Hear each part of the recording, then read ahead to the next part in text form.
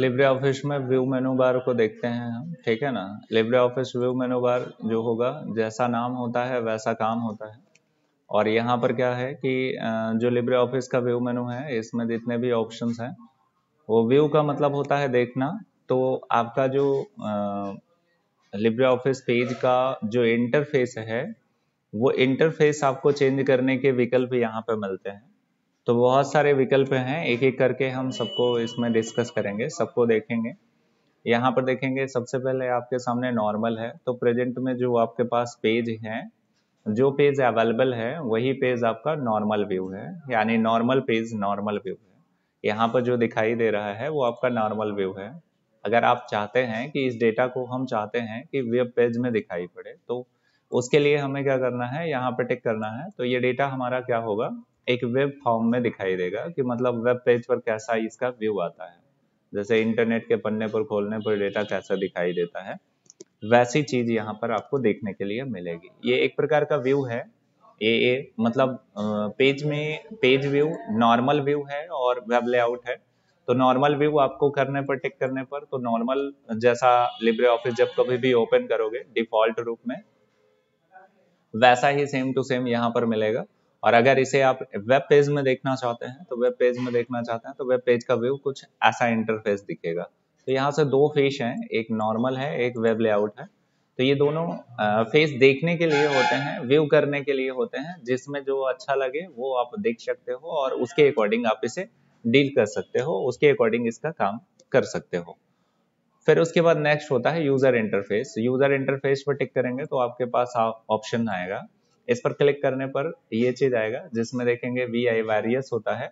इसमें देखेंगे standard tool bars है और टैबलेट है, टैब्ड है, और फिर उसके बाद सिंगल टूल बार और फिर साइड बार, ये सारे ऑप्शन मिलते हैं। तो यहाँ पर आपको कुछ इंटरफेस दिखाई दे रहा है, जैसे कि यहाँ पर देखेंगे प्रेजेंट में ऐसा इंटरफेस है, और जो कुछ भी आप देख पा रहे हो पूरे इंटरफेस आपको ऐसे दिखाई दे रहे हैं। अगर हम इस इंटरफेस को बदलना चाहते हैं तो यहाँ से जाकर के हम यहाँ टिक कर देते हैं, जैसे किसी भी ऑप्शन पर टिक कर देंगे और अप्लाई टू ऑल होता है, ठीक है ना। यहाँ पर टिक कर दिया तो क्लिक करने के बाद आपके पास ऑप्शन ये दिखाई पड़ेगा कि जैसा व्यू पहले था वो चेंज हो चुका है, ठीक है ना। और इसे डिफरेंट करने के लिए फिर से हम चेंज कर सकते हैं, अप्लाई टू ऑल, यहाँ पे टिक करेंगे और क्लिक करने के बाद ये देखेंगे आपका इंटरफेस बिल्कुल से बदल जा चुका है, ठीक है ना। कुछ इस तरीके का इंटरफेस आपको मिल रहा है जिसमें कि ऐसा दिखाई देता है। और यहाँ पर देखेंगे ग्रुप के अकॉर्डिंग, अगर ग्रुप के अकॉर्डिंग देखेंगे तो ग्रुप के अकॉर्डिंग अप्लाई कर लेंगे तो कुछ ऐसा दिखाई देगा। अब जैसे कि फाइल अलग हो जाएगा, एडिट अलग हो जाएगा, स्टाइल अलग हो जाएगा, फॉन्ट अलग हो जाएगा, पैराग्राफ अलग हो जाएगा। इस तरीके से सारे ऑप्शंस जो होंगे वो अलग हो जाएंगे, डिफरेंट हो जाएंगे। तो व्यू चेंज होता है, यहाँ पर आपका पूरा व्यू बदल जाता है, मतलब लुक बदल जाता है, डिफरेंट टाइप का ये दिखने लगता है। तो स्टैंडर्ड टूल बार पे हम फिर से टिक कर देते हैं और फिर से अपनी पुरानी कंडीशन को फॉलो कर लेते हैं जैसा हमने पहले देखा था, और फिर उसके बाद क्लोज कर देते हैं। तो यहाँ पर क्या हो रहा है कि व्यू मेनू बार में यहाँ से इंटरफेस अकेले बदलता है। इंटरफेस का मतलब कोई भी व्यू है, जैसे घर में कमरे में आपने कोई भी चीज सामान डेकोरेट करके रखी हुई है और 2 महीने बाद या दूसरे दिन आपने क्या किया, उसको दूसरी दूसरी जगह पर डेकोरेट कर दिया। तो डेकोरेट कर दिया तो वही है, डेकोरेशन हो रहा है यहाँ पर। तो डेकोरेशन चेंज करने के लिए इसका इस्तेमाल करता है यूजर इंटरफेस का। फिर टूल बार पे आते हैं। टूल बार में देखेंगे 3D सेटिंग होती है, अलाइन ऑब्जेक्ट होता है, बुलेट्स नंबरिंग होता है, ये सारे टूल्स हैं। तो किसी भी टूल्स को अगर हमें चाहिए, तो जैसे मेल मर्ज का टूल चाहिए तो हमने इस पर टिक कर दिया। क्लिक करने के बाद यहाँ पर आपको मेल मर्ज का टूल्स जो है वो प्रेजेंट हुआ दिखाई देगा आपके व्यू पे, पेज पर ये चीज आपको दिखाई पड़ेगा। फिर उसके बाद यहाँ पर देखेंगे नेक्स्ट टूल बार में देखते हैं मेल मर्ज है, फिर से हमें हटाना है तो क्लोज करना है, तो यहाँ से क्लोज कर सकते हैं। तो किसी भी टूल्स को ओपन क्लोज किया जा सकता है। यहाँ पर 3D सेटिंग ऑप्शन है, यहाँ पर टिक करेंगे तो 3D सेटिंग के ऑप्शंस जो होंगे वो यहाँ पर खुल जाएंगे। और फिर उसके बाद 3D सेटिंग के टूल्स अगर हमें हाइड करने हैं तो यहाँ से हम हाइड भी कर सकते हैं। फिर उसके बाद टूल बार्स में ये देखेंगे हम किसी भी ऑप्शंस को, अगर कोई भी टूल्स अगर हाइड है तो हम यहाँ जा करके चेक करेंगे और हमारी आवश्यकता के अकॉर्डिंग हम उस टूल्स को क्या करेंगे, ओपन कर लेंगे। यहाँ पर टिक करेंगे तो ये ऑटोमेटिकली ओपन हो जाएगा। फिर उसके बाद नेक्स्ट बात करते हैं। नेक्स्ट स्टेटस बार होता है। स्टेटस बार कहाँ पर होता है ये हमें पता होना चाहिए। तो स्टेटस बार नीचे होता है, नीचे आपको दिखाई दे रहा है, टास्क बार के ऊपर होता है। तो ये वाला ऑप्शन जो होता है ये स्टेटस बार होता है। ये बेसिकली स्टेटस बार है जहाँ पे पेज 1 ऑफ 1 लिखा हुआ है, 96 वर्ड 540 कैरेक्टर्स ये लिखे हुए हैं। और यहाँ पर ये ऑप्शन है, जूमिंग का सेक्शन भी इसी में इन्वॉल्व होता है। तो ये स्टेटस बार को अगर हम चाहते हैं कि ये यहाँ से हट जाए तो यहाँ पर जाकर के हम क्या करें, स्टेटस बार पर दोबारा से टिक कर दें तो स्टेटस बार आपको नहीं दिखाई पड़ेगा। स्टेटस बार यहाँ पर आपको नहीं दिख रहा है, स्टेटस बार हाइड हो गया। इस तरीके से किसी भी सिस्टम पर अगर ऐसा होता है, आपके सिस्टम पर ऐसा हो जाता है तो आप इसे क्लिक करके फिर से दोबारा से प्रेजेंट कर सकते हैं। तो यहाँ पर देखेंगे स्टेटस बार प्रेजेंट हो जाएगा। फिर से जाएंगे और यहाँ पर देखेंगे रूलर ऑप्शन होता है। रूलर ऑप्शन देखेंगे कंट्रोल पर शिफ्ट प्लस आर होता है, ये शॉर्ट की पूछी जाती है आपसे। तो रूलर बार यहाँ पर देखेंगे रूलर लगा हुआ है। रूलर कहाँ पर होता है ये पता होना चाहिए। ऊपर देखेंगे स्केल टाइप में, यहाँ पर देखेंगे आपको 1 2 3 4 5 लिखा हुआ दिखाई दे रहा होता है, ठीक है ना। तो ये जो होता है इसको रूलर बार बोलते हैं। रूलर बार आपको क्या करना है, अगर यहाँ पर दिख रहा है तो इसका मतलब दिख रहा है तो वहां पर क्लिक होगा, और अगर ना दिखे तो यहाँ से जा करके आप इसे एक्सेप्ट कर सकते हैं। रूलर बार यहाँ पे टिक कर दिया तो ये हाइड हो जाएगा। फिर से दोबारा से लाना चाहें तो फिर उसी ऑप्शंस पर जा करके और फिर से आप इसे वापस ला सकते हैं, ठीक है ना।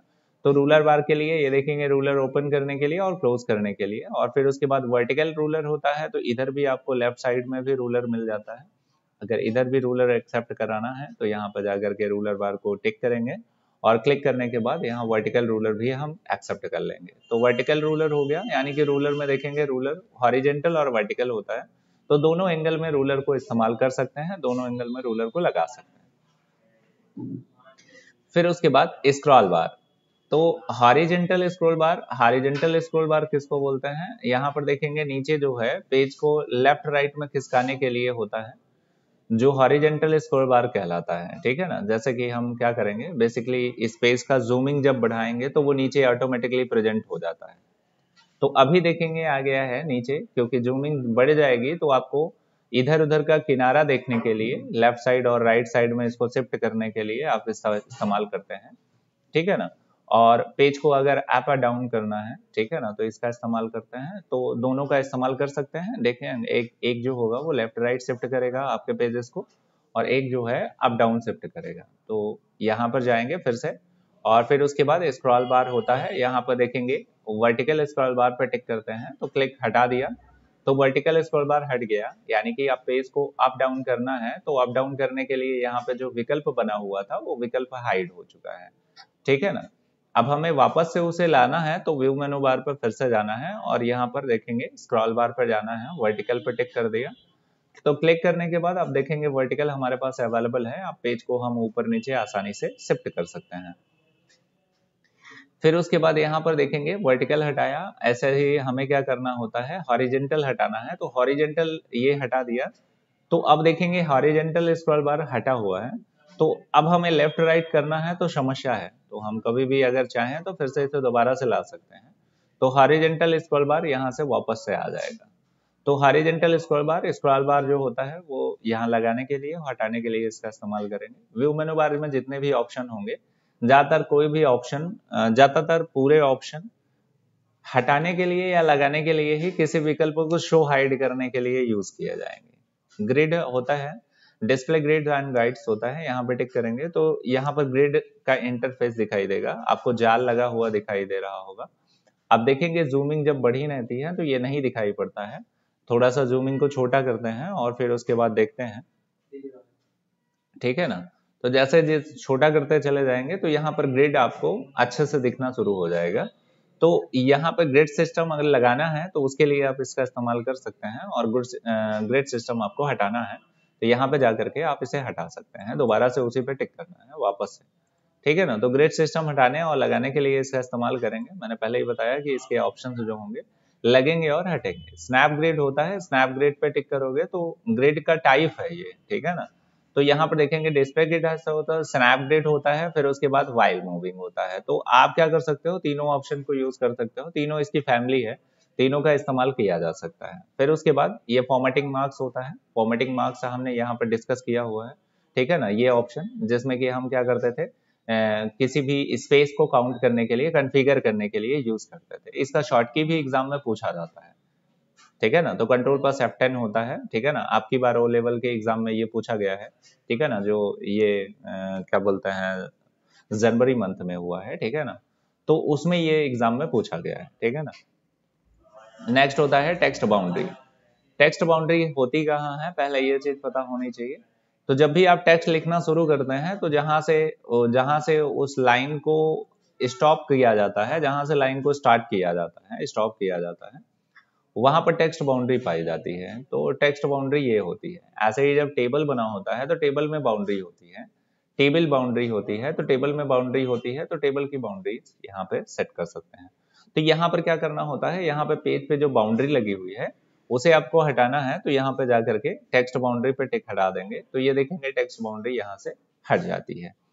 अब दोबारा से हमें क्या करना है, टेक्स्ट बाउंड्री यहाँ से फिर से ले आना है, तो टेक्स्ट बाउंड्री पे टिक करेंगे तो टेक्स्ट बाउंड्री यहाँ पर दिखाई देने लगेगी। अगर आप चाहते हैं कि ये लगा रहे तो लगा रहने दीजिए, अगर हटा हुआ है तो यहाँ पे हटा सकते हैं। ऐसे ही टेबल बाउंड्री होता है, ऐसे ही image and chart. Image and chart मतलब फोटोज इंसर्ट करेंगे तो उसके सामने बाउंड्री बन जाता है। तो ये तीनों ऑप्शंस आप अपने से स्वयं से यूज कर लेना, ठीक है ना। तो टेक्स्ट बाउंड्री जैसे होता है वैसे टेबल बाउंड्री और इमेजेस बाउंड्री, ठीक है ना। फिर उसके बाद show white space. White space क्या होता है, तो ऊपर जो इंटरफेस ये आपको दिखाई दे रहा है ये आपका व्हाइट स्पेस कहलाता है। तो जब भी आप इसे प्रिंट करोगे तो ऊपर का जगह वेस्ट जाएगा, तो आप चाहते हैं कि इस व्हाइट स्पेस को पूरा कर लें, यही डेटा को यहाँ से लिख लें, तो उसके लिए आपको क्या करना होता है, व्हाइट स्पेस यहाँ से हटाना होता है। तो यहाँ पर आप जा करके शो व्हाइट स्पेस पे यहाँ पे टिक कर दोगे तो व्हाइट स्पेस हट जाएगा और डेटा जो होगा वो बिल्कुल एकदम पीक पॉइंट पे पहुंच जाएगा, ऊपर थोड़ी सी भी जगह आपको नहीं मिलने वाली होती है। तो यहाँ पर क्या करते हैं, दोबारा से अगर व्हाइट स्पेस लगाना चाहें तो यहाँ पे टिक करेंगे तो व्हाइट स्पेस दोबारा से लग जाएगा। फिर उसके बाद शो ट्रैक चेंजेस, यहाँ पर ऑप्शंस है। यहाँ पर देखेंगे ट्रैक चेंजेस का जो ऑप्शन है, जिसमें देखेंगे ट्रैक चेंजेस, यहाँ पर ये टूल्स खुला हुआ है। इस टूल्स को क्या करना है, हमें अगर क्लोज करना है तो शो ट्रैक चेंजेस ऑप्शन पे टिक हटा देना है। यहाँ पे देखेंगे शो ट्रैक चेंजेस पर टिक हटा दिया तो ये देखेंगे ट्रैक चेंजेस यहाँ पर हट जाएगा। फिर उसके बाद यहाँ पर आपको दोबारा से लगाना है तो शो ट्रैक चेंजेस यहाँ पर दोबारा से लगा दोगे तो ये ऑप्शन जो होगा ये आपको फिर से दिखने लगेगा। फिर से देख लो, यहाँ पर देखेंगे ये सिलेक्टेड है और ये पॉइंट सिलेक्टेड है, आप इसे फिर से हाइड करना चाहते हैं तो यहाँ पे टिक करेंगे, देखेंगे हाइड हो जाएगा। ट्रैक चेंजेस एक्सेप्ट करेगा और ट्रैक चेंजेस आपको लगाना है तो यहाँ पे टिक करेंगे तो एक्टिव हो जाएगा। तो इस तरीके से ट्रैक चेंज आपको लगाना हटाना होता है, तो आप इसके लिए इसका इस्तेमाल करते हैं, ठीक है ना। फिर उसके बाद कमेंट सेक्शन है। कमेंट सेक्शन देखेंगे, यहाँ पर हम क्या करते हैं, कमेंट सेक्शन का इम्प्लीमेंटेशन कर लेते हैं। जैसे ही हमने क्या किया, यहाँ पर कर्सर रखा और यहाँ पर कमेंट सेक्शन को हमने इन्वॉल्व कर लिया। अब जब कमेंट सेक्शन इन्वॉल्व हो जाएगा तब ये कमेंट्स जो होगा, शो ट्रैक चेंजेस के बाद कमेंट्स यहाँ पर दिखाई दे रहा है। रिसॉल्व कमेंट यहाँ पर देखेंगे टिक हटा देंगे तो रिसॉल्व कमेंट टिक हटा देंगे तो ये पॉइंट्स यहाँ पर आपको दिखाई देता है। फिर रिसॉल्व इवेंट पे टिक कर दिया तो फिर से वापस से आ जाएगा, यानी कि कोई भी डेटा हम इसमें से लिख सकते हैं। और फिर उसके बाद कमेंट्स अगर हटाना चाहें तो यहाँ से हटा सकते हैं। जैसे कमेंट्स लगाया वैसे ही कमेंट्स यहाँ से हटाना चाहें तो यहाँ पे हटा सकते हैं। जब कमेंट लगा होगा तभी ये ऑप्शन एक्टिवेट होंगे, अन्यथा ये हाइड दिखते हैं, ठीक है ना। फिर उसके बाद यहाँ पर फील्ड सेटिंग है, अगर फील्ड सेटिंग आपको हटानी है तो यहाँ पे हटा सकते हैं। इसका शॉर्ट की होता है, शॉर्ट की देखेंगे बेसिकली एग्जाम में, ट्रिपल सी के भी एग्जाम में आपसे बेसिकली पूछी जाती है और ओ लेवल के एग्जाम में भी पूछी जाती है। तो फील्ड शेडिंग अगर आपको लगाना है तो यहाँ पे लगा सकते हैं। फील्ड नेम्स यहाँ से फील्ड से रिलेटेड होता है, ठीक है ना, पहले भी मैं ये चीज बता चुका हूँ। साइड बार की अगर बात करते हैं, यहाँ पर अगर साइड बार की बात करते हैं तो ये हमारे पास साइड बार होता है। तो यहाँ पे साइड बार होता है ये, और अगर हम इसे क्या करना चाहते हैं, हाइड करना चाहते हैं, शो करना चाहते हैं तो उसके लिए विकल्प होता है, क्योंकि व्यू मेनू जो है वो टोटल चीजों को हाइड अनहाइड करने के लिए ही बना हुआ है। तो यहाँ पर देखेंगे साइड बार हमने हटा दिया तो ये साइड बार हट चुका है। अगर दोबारा से लाना चाहें तो साइड बार दोबारा से ला सकते हैं। फिर उसके बाद देखेंगे हाइड, सो हाइड कर लिया, जहाँ पे साइड बार हमने हटा लिया। ऐसे ही स्टाइल सेगमेंट होता है, यहाँ पे जाओगे तो साइड में देखेंगे स्टाइल सेगमेंट खुल जाएगा। आप अपने डेटा को सेलेक्ट करिए और यहाँ से जो भी लुक आपको पसंद हो वैसा लुक आप ले सकते हैं, जैसे हेडिंग 1, हेडिंग 2, यहाँ पे बहुत सारे विकल्प हैं, आप इनका इस्तेमाल कर सकते हैं। बेसिकली स्टाइल को चेंज करने के लिए, मतलब टेक्स्ट का स्टाइल चेंज करने के लिए इसका इस्तेमाल होता है। फिर उसके बाद आप इसे हटाना चाहते हैं तो वहीं से हटा सकते हैं, या ऊपर क्रॉस बटन बना हुआ था वहां से हटा सकते हैं। गैलरी में जाएंगे तो गैलरी में जैसे ही हम टिक करेंगे तो इधर देखेंगे हमारे पास गैलरी ऑप्शन था, वो गैलरी ऑप्शन हट गया। गैलरी किधर होता है, यहाँ पे जो साइड बार था वो गैलरी ही कहलाता है। ये साइड बार जो होता है यहाँ पर गैलरी कहलाता है। अगर हम उसे दोबारा से यहाँ पर लाना चाहते हैं तो व्यू ऑप्शन पर जाएंगे और यहाँ साइड बार पे टिक करेंगे तो साइड बार तो प्रेजेंट हो जाएगा। अगर साइड बार हम हटा देते हैं और फिर उसके बाद गैलरी पे टिक करते हैं। अब गैलरी पे टिक करेंगे तो देखेंगे वापस से आ जाएगा। गैलरी पे टिक करने की वजह से यहाँ पर आया, क्यों आया, क्योंकि इसमें देखेंगे इमेज गैलरी होती है। यहाँ पे टिक करोगे तो बहुत सारे आपको फीचर्स मिल जाते हैं, बहुत सारे शेप्स मिल जाते हैं, बहुत सारी डिजाइनें मिल जाती हैं। तो किसी भी डिजाइन को आपको पेज पर इंसर्ट करना है, ऊपर देखेंगे बहुत सारे बुलेट्स मिल जाते हैं, ठीक है ना, डायग्राम्स मिल जाते हैं। तो कुछ भी आपको चाहिए तो यहाँ से आप क्या कर सकते हो, इसको एक्सेप्ट कर सकते हो। फ्लो चार्ट है तो फ्लो चार्ट भी इस्तेमाल कर सकते हो। बातें यहाँ तक समझ में आ गई होंगी, ठीक है ना। फिर उसके बाद आगे देखते हैं, यहाँ पे व्यू मेनू पे जाएंगे।